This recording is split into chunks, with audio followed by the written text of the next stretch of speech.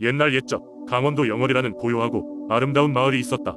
이 마을은 산과 강 그리고 따뜻한 햇살이 어우러진 자연 속에 자리 잡고 있었지만 그 속엔 사람들에게 많은 두려움과 신비로움을 안겨주는 영월의 늪이 존재했다.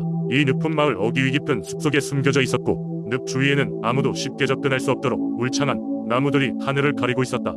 전해 내려오는 전설에 따르면 영월의 늪 속에는 오랫동안 길을 잃은 영혼들이 머물고 있었다고 한다. 이 영혼들은 삶에 대한 미련이 강한 나머지 사후에 늪에 갇히게 되었다고 믿어졌다. 그리하여 마을 사람들은 이 늪을 피하고자 했고 그곳에 가까이 가면 안 된다는 규칙이 생겨났다. 하지만 이야기 속에서 늪의 중심에는 희망의 등불이 숨겨져 있다고 전해졌으니 이는 모든 사람이 놓치고 있는 진정한 행복의 열쇠와 같았다. 그러던 어느 날 마을에 전고용기에 있는 한 소년 영민이 살고 있었다. 호기심 많고 정의로운 영민은 늘 늪의 전설에 대한 이야기를 듣고 자라왔다. 그는 늪 속의 영혼들이 여전히 고통받고 있다는 생각에 마음이 아팠고 그들을 구해주고 싶었다. 마을의 경고를 무릅쓰고 영민은 경이로운 늪을 향해 모험을 떠났다. 영민은 늪의 주변을 둘러싼 숲을 한참 동안 헤치고 점점 오싹한 느낌이 드는 늪의 안쪽으로 들어갔다. 늪은 고요하고 신비롭지만 동시에 위태로운 분위기를 풍기고 있었다. 영민은 늪의 유혹적인 소리에 귀를 기울이며 천천히 전진했다. 그렇게 얼마를 갔을까? 드디어 늪의 중심에 가까워졌을 즈음 그는 무언가 반짝이는 것을 발견했다. 그것은 전설에서 이야기하던 바로 그 희망의 등불이었다. 등불은 작고 연약해 보였지만 이상한 힘으로 주변의 어둠을 몰아내고 있었다. 영민이 조심스럽게 다가서자 그제야 영혼들의 모습이 등불의 빛 속에서 희미하게 나타났다. 그들은 슬픔보다는 오히려 편안한 표정으로 영민을 바라보았고 감사의 미소를 지었다. 영민은 자신이 맞이한 순간에 감격했고 등불이야말로 그들이 찾고자 했다. 탈출구라는 것을 깨달았다. 영민은 등불을 손에 쥐고 한 순간을 멈추어 서 있었다. 그렇게 영혼들과 함께 잠시 동안 서 있으니 늪에 어둡던 기운이 서서히 거두어지고 영혼들은 바람에 쓸려가듯이 승천하기 시작했다. 그날 이후 영월의 늪은 더 이상 두려움의 대상이 아니게 되었고 오히려 많은 사람들이 다가가 응원의 메시지를 새기는 신성한 장소가 되었다. 영민의 용기 있는 행동은 마을 사람들에게 큰 감동을 주었고 그 후로 영민은 마을의 전설로 남게 되었다. 이 이야기는 오랜 시간 동안 영월 사람들에게 전해 내려오며 희망의 중요성과 함께하는 힘에 대해 되새기게 만든다. 늪 속의 희망의 등불은 사람들에게 희망을 주기 위해 여전히 그 자리에 남아있다고 한다. 두 번째 이야기. 옛날 옛적 충청북도 증평의 깊은 산속에 전해져 내려오는 신비로운 전설이 하나 있었으니 그것은 바로 두억신이라는 신령에 관한 이야기였다. 증평은 이 전설로 유명해져 먼 곳에서도 사람들이 찾아와 그 이야기의 주인공인 두억신이에 대해 듣고자 하였다. 두억신이는 증평 지역의 수호신으로 여겨졌던 존재였다. 이 신령은 한때 인간의 모습으로 이 땅에 살았다고 전해지는데 그는 굉장히 잘생기고 매력적인 인물이었다. 그리고 이 마을의 큰 부자의 셋째 아들이기도 했다. 그는 어느 날 갑자기 산으로 들어가게 되었고 그 후로 아무도 그를 볼 수 없게 되었다. 두억신이가 있었다는 산은 지금도 그 이름을 알 수 없으나 그곳은 마을 사람들이 숭배하던 성지였다. 마을 사람들은 그곳을 두억신이 산이라 부르며 그 신비로움을 경배했다. 시간이 흐르면서 이곳은 속세와는 다른 신성한 장소로 변모하게 된다. 많은 사람들은 산을 오르며 두억신이의 은총을 받고자 했다. 어느 봄날 한 젊은 농부가 이 두억신이 산에 오르게 되었다. 그는 자신의 가족과 농장을 부양하기 위해 더욱 많은 수확을 기원하기로 마음먹고 그곳을 찾았다. 농부가 산의 정상에 도착했을 때 그는 신기하게도 바람 한 점 없는 고요함 속에서 웅장한 자연의 에너지를 느꼈다. 이내 그는 마음속으로 간절히 두억신이에게 기도를 드렸다. 그 순간 하늘에서 빛이 내리더니 농부 앞에 두억신이가 모습을 드러냈다. 두억신이는 농부의 정성스러운 마음을 알아채고 미소를 지으며 말했다. 내가 원하는 것은 무엇이냐? 농부는 두억신이에게 가족의 건강과 농장의 풍요로움을 부탁했다. 두억신이는 고개를 끄덕이며 농부에게 특별한 씨앗을 내려주었다. 이 씨앗을 심으면 모든 식물이 잘 자라난다는 것이었다. 농부는 두억신이에게 감사의 인사를 전하고 집으로 돌아와 씨앗을 소중히 심었다. 얼마 지나지 않아 그의 농장은 푸르고 무성한 작물로 가득 찼다. 마을 사람들은 그 기적을 보고 놀라워하며 농부의 이야기를 듣고는 두억신이에 대한 믿음을 더욱 굳건히 하였다. 그 이후로 증평의 사람들은 매년 봄이면 두억신이에게 감사하는 축제를 열었다. 이 장려한 이야기는 세대를 거쳐 전해지며 증평의 민속신앙의 한 부분으로 자리매김하게 되었다.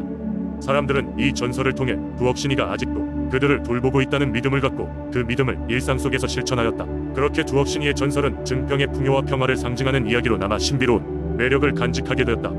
세 번째 이야기. 옛날 산과 바다가 아름답게 맞닿은 마을에 장수라는 부유한 어부가 있었다. 그는 뛰어난 낚시 실력과 해양 지식을 갖추고 있어 사람들이 그를 존경하며 그의 이야기들을 즐겨 듣곤 했다. 장수는 대대적으로 아버지로부터 내려온 고대의 민속 신앙을 믿고 있었는데 바다의 신인 용왕의 존재를 특히 중요시했다. 그는 매년 정해진 날에 바다 앞에서 용왕을 위해 제사상을 차리고 풍어와 안전한 항해를 기원했다. 어느 해 여름, 장수는 특별히 큰 조업을 계획하고 있었다. 그가 이런 계획을 세운 이유는 최근 바닷속에서 금빛으로 반짝이는 용왕의 보물이 발견되었다는 소문이 마을에 돌고 있었기 때문이다. 이 소문은 사람들 사이에 큰 화제를 일으켰고 많은 사람들이 그 보물을 찾기 위해 바다로 나갔다. 장수 또한 그의 경험과 지혜를 바탕으로 보물을 찾기로 결심했다. 출발 전날 장수는 바닷가에 나가 용왕에게 진심 어린 기도를 올렸다. 용왕이시여, 저는 오늘도 당신의 바다에서 고기와 보물을 찾으려 합니다. 저를 도와주시어 안전한 항해와 바다의 보물을 찾는 데 도움을 주십시오. 이렇게 진심 어린 기도를 마친 후 장수는 무사히 항해를 다짐하며 잠자리에 들었다.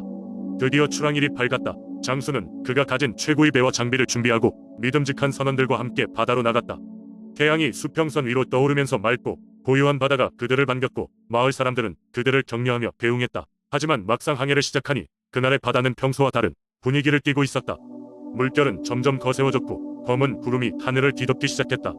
금빛 물살 사이로 보물이 번쩍이는 곳에 도달했을 때 거대한 용왕이 물속에서 나타났다. 용왕은 그의 모습을 드러내며 장수에게 말했다. 장수여, 나의 보물을 찾기 위해 이리 멀리 왔구나. 하지만 내가 너에게 주고자 하는 것은 단순한 금은 모아가 아니다. 나의 진정한 보물은 이 바다의 지혜와 생태에 대한 이해와 존중이다. 이를 원한다면 나와 지혜의 대결을 해보지 않겠느냐. 장수는 용왕의 제안을 받아들였다. 두 사람은 바다의 지식을 바탕으로 각자의 지혜를 대결하기로 했다. 용왕은 깊은 바닷속의 비밀과 그에 얽힌 역사적 이야기를 이야기했고 장수는 바다에서의 오랜 경험에서 얻은 지식을 풀어놓았다.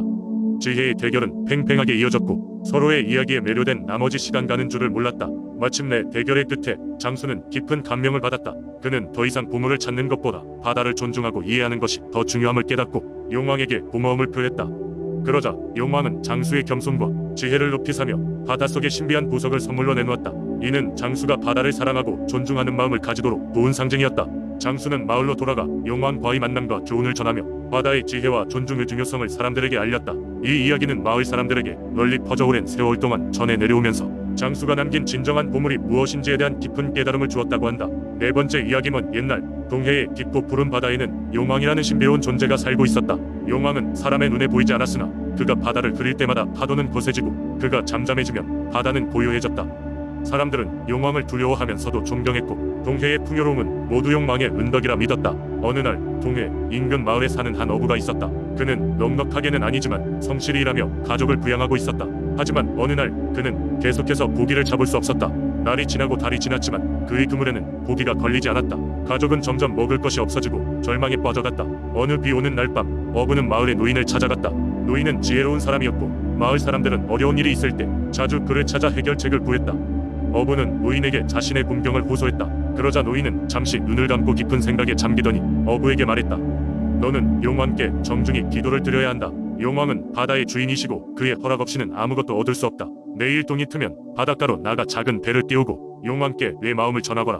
진심이라면 그분께서 응답하실 것이라. 어부는 노인의 말을 믿고 그날 밤 불안한 마음을 애써 달래며 잠을 청했다.